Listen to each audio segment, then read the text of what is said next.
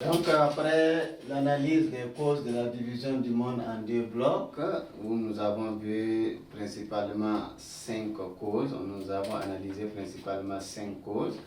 Maintenant, nous allons aborder les grands deux de cette leçon, qui est l'organisation au sein des blocs, puisque nous avons signifié que désormais le monde évolue en deux blocs, l'Ouest et l'Est. L'Ouest est capitaliste, l'Est est communiste. Capitaliste dirigé par les États-Unis, communiste dirigé par l'URSS. Donc, grand 2, l'organisation au sein des blocs. L'organisation au sein des blocs. Et ici, nous allons voir un premier point, l'organisation du bloc de l'Ouest. L'organisation du bloc de l'Ouest. L'organisation au sein des blocs, après la mise en place effective des blocs, les blocs vont s'organiser, vont se renforcer à travers des mécanismes, à travers des organismes pour pouvoir se défendre et se protéger contre d'éventuelles attaques qui viendraient du bloc adverse ou bien du bloc ennemi, si on peut le dire. Au niveau du bloc de l'Ouest, qui est piloté par les États-Unis, bloc de l'Ouest, le leader c'est les États-Unis. Bloc de l'Ouest a pour leader ce sont les Américains, leader, les États-Unis. Et sur le plan politique, au niveau du bloc de l'Ouest, on défend le capitalisme de type américain. Donc, défense du capitalisme. Défense du capitalisme. Et on combat le communisme.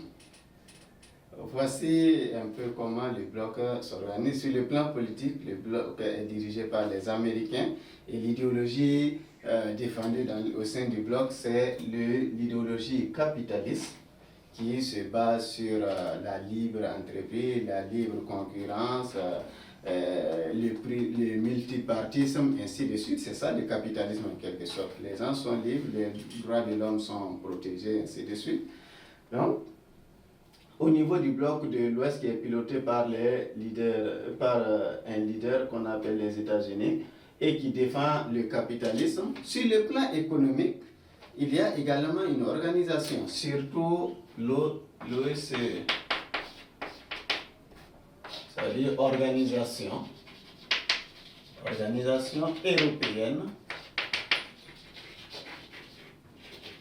européenne de coopération économique. Européenne de coopération économique. C'est une organisation qui a été mise en place pour pouvoir se répartir l'aide du plan Marshall. Donc c'est un levier économique au niveau du bloc de l'Ouest. Par la suite, on aura l'OCDE, organisation et de coopération, l'organisation de coopération pour le développement économique, ainsi de suite. On aura l'évolution jusqu'à avec la mise en place des guides qui seront par la suite OMC. Ça, c'est sur le plan économique. Maintenant, sur le plan militaire, il y a également des organismes qui sont mis en place et on peut parler de peut-être la plus grande, qui est la plus grande organisation militaire à ce niveau-là. Sur le plan militaire, on peut parler de l'OTAN, mis en place en 1949. Organisation du traité de l'Atlantique Nord. Organisation du traité de l'Atlantique Nord. l'organisation du traité de l'Atlantique Nord. C'est le volet militaire du bloc de l'Ouest. Et cette organisation est chargée de défendre les membres du bloc de l'Ouest sur le plan militaire. Et au niveau de l'OTAN, les troupes sont constituées de contingents qui viennent des pays membres de l'organisation. Il y a en plus de l'OTAN d'autres organismes comme l'ANDUS, comme le pacte de Bagdad,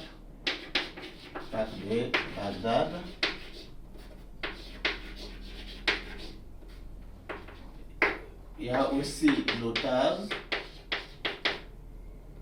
Organisation du traité de l'Asie du Sud-Est, ainsi de suite. Ce sont des organismes mis en place au sein du bloc de l'Ouest pour pouvoir accompagner les membres sur le plan politique, sur le plan économique avec l'OCE et sur le plan militaire avec l'OTAN.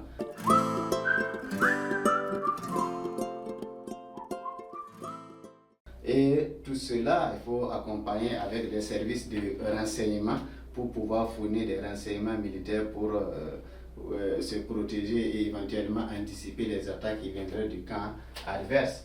Il y a des services de renseignement comme la CIA. Il y a également d'autres services qui soutiennent le FBI, ainsi de suite. Ce sont un ensemble d'organisations, un ensemble de mécanismes mis en place au sein du bloc de l'Ouest pour pouvoir s'organiser et défendre et les membres, mais également l'idéologie et encore pousser le communisme loin des frontières occidentales. Après l'organisation du bloc de l'Ouest, nous allons aborder l'autre point, petit 2, l'organisation du bloc de l'Est. L'organisation du bloc de l'Est. L'organisation du bloc de l'Est. Bloc de l'Est, le leader c'est l'URSS, l'Union des républiques socialistes et soviétiques. L'URSS est le leader du bloc et on met en place un instrument politique qu'on a appelé le Cominform. Le Cominform, qui est un organisme chargé de la diffusion des informations sur le communisme, chargé également de l'expansion du communisme à travers le monde, à travers l'Europe, ainsi de suite. Et le Cominform a joué un très grand rôle dans l'expansion, dans la diffusion des informations sur le communisme à travers le monde entier. Et le bloc de l'Est, l'idéologie défendue, c'est le communisme. L'instrument politique mis en place pour pouvoir propager le communisme, c'est le Cominform. Maintenant, sur le plan économique,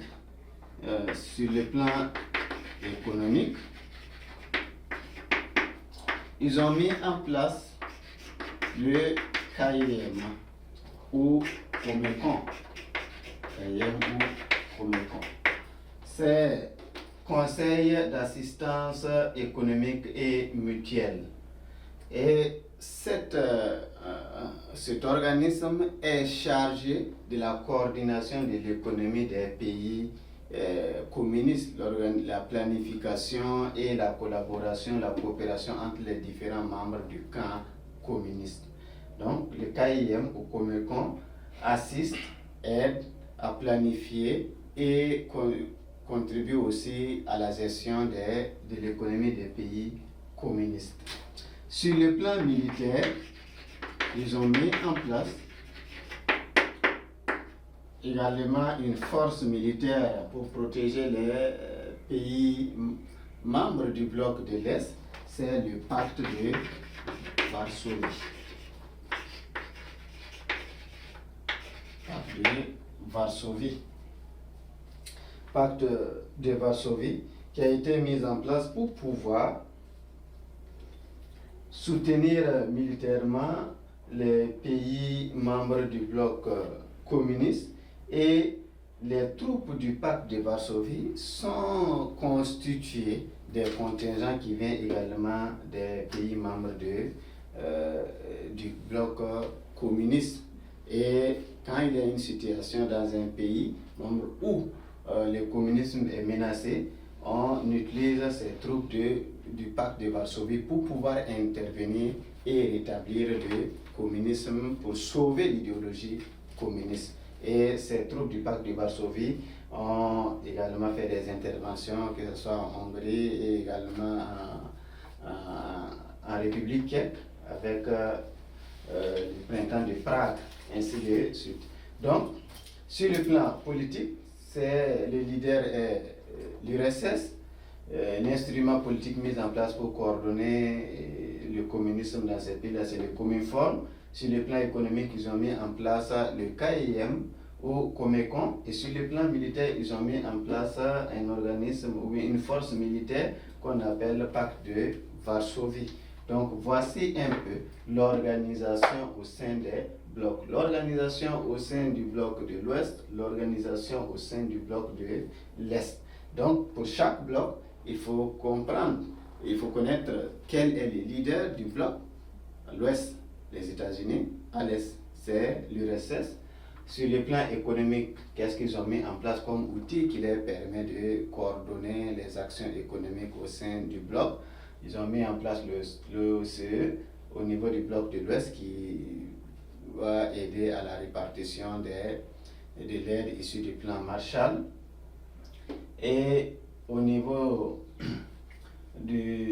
sur le plan militaire, ils ont mis en place l'OTAN à partir de 1949, Organisation du traité de l'Atlantique Nord, qui est une force militaire chargée de protéger les membres du bloc de l'Ouest. Et cette organisation ne tarde pas à intervenir dans des situations où un membre est bousculé, ou bien où le capitalisme est mis à mal. Il y a d'autres pactes, d'autres organismes qui l'accompagnent. Il y a l'ANJUS, il y a le pacte de Bagdad, il y a l'OTAN, et il y a également des services de renseignement qui peuvent accompagner les actions militaires. C'est la CIA, souvent même, qui contribue à organiser des révolutions dans certains pays. Il y a le FBI, ainsi de suite. Au niveau du bloc de l'Est, l'URSS dirige le bloc, le Cominform permet l'expansion des informations sur le communisme à travers le monde. Sur le plan économique, le KIM gère l'économie des pays communistes. Sur le plan militaire, le pacte de Varsovie intervient pour sauver le communisme, pour également soutenir les membres du bloc qui sont souvent en difficulté face à certains soulèvements, ou bien à certaines velléités de renversement de régime, ainsi de suite. Donc voici ce que nous pouvons dire concernant l'organisation au sein des blocs.